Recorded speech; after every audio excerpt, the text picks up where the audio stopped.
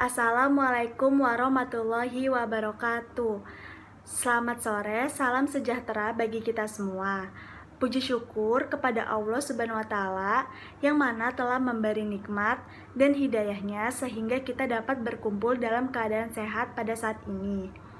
Yang terhormat Kepala Badan Narkotika Nasional, Dr. Andes Heruwinarko, Sarjana Hukum, dan teman-teman yang saya banggakan. Pada hari ini, saya akan menyampaikan pidato tentang narkoba. Narkoba adalah singkatan dari narkotika dan obat berbahaya lainnya. Atau istilah lainnya yang diperkenalkan oleh DKRI adalah NABZA, yaitu singkatan dari narkotika, psikotropika, dan bahan adiktif berbahaya lainnya, yang apabila dimasukkan ke dalam tubuh dengan cara oral atau diminum, yaitu berupa pil atau tablet, dihisap dengan cara membuat menjadi seperti rokok, atau dimasukkan melalui jarum suntik, akan mengakibatkan ketergantungan fisik. Ribuan pemuda telah menyia-nyiakan hidup mereka karena obat terlarang di negeri kita, Indonesia.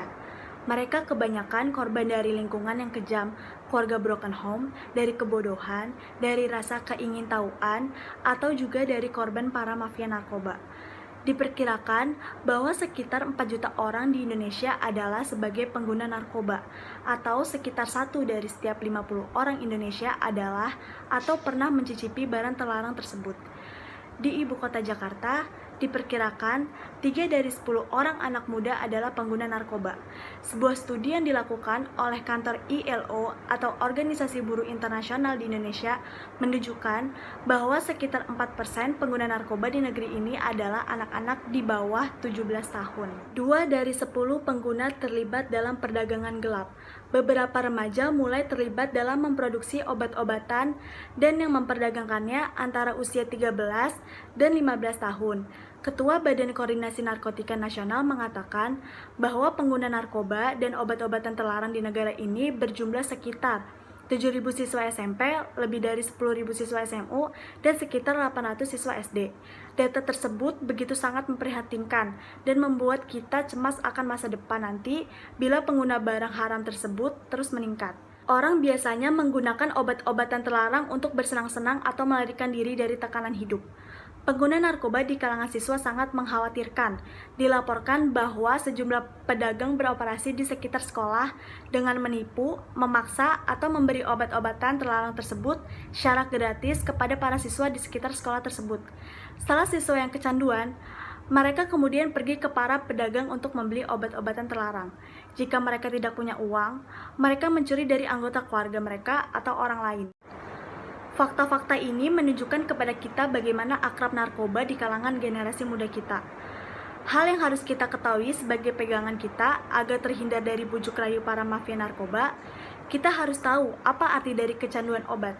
Kecanduan obat adalah penyakit otak yang kompleks. Hal ini ditandai dengan kompulsif, kadang-kadang tak terkendali. Bagi banyak orang, kecanduan obat dapat menjadi kronis, dengan kemungkinan kambuh bahkan setelah jangka waktu yang lama. Menurut pakar, salah satu jenis narkoba adalah narkotika.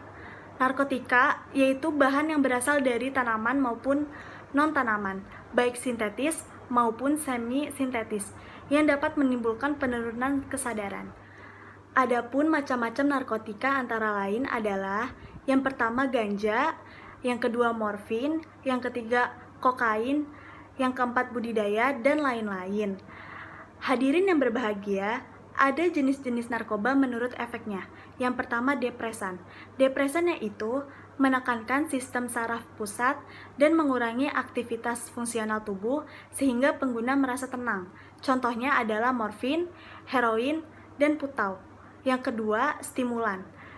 Stimulan yaitu merangsang fungsi tubuh dan meningkatkan kegairahan serta kesadaran. Contohnya adalah kafein, kokain, sabu-sabu, dan ekstasi. Dan yang terakhir ada halusinogen. Halusinogen yaitu membuat seseorang menjadi berhalusinasi atau berhayal. Contohnya adalah ganja. Hadirin yang berbahagia, dapat disimpulkan bahwa narkoba dapat merusak tubuh kita, membuat kita menjadi ketergantungan, dan jika kita memakai narkoba, maka untuk penyembuhannya sangat lama. Jadi, dengan ini kita dapat mengetahui bagaimana seriusnya konsekuensi dari menggunakan narkoba. Mudah-mudahan bisa menghindari kita dari jerat tersebut. Sekian dari saya, mohon maaf apabila kurang berkenan. Wassalamualaikum warahmatullahi wabarakatuh.